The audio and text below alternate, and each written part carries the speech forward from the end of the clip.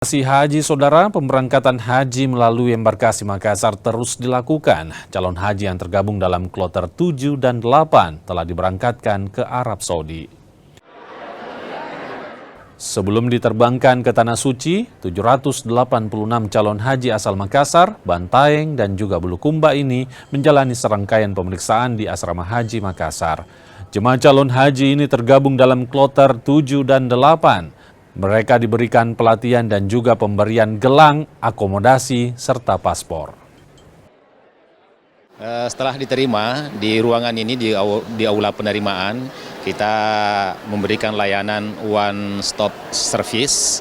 Seluruh jamaah setelah tiba diberikan makanan untuk makan siang, karena memang waktu untuk makan siang. Kemudian setelah itu seluruh jamaah akan mendapatkan gelang identitas.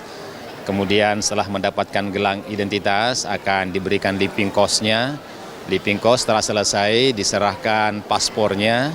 Setelah itu lanjut dengan pemeriksaan kesehatan. Setelah selesai pemeriksaan kesehatan, semua jamaah kami antar dengan menggunakan bus selawat untuk menuju ke wismanya masing-masing beristirahat.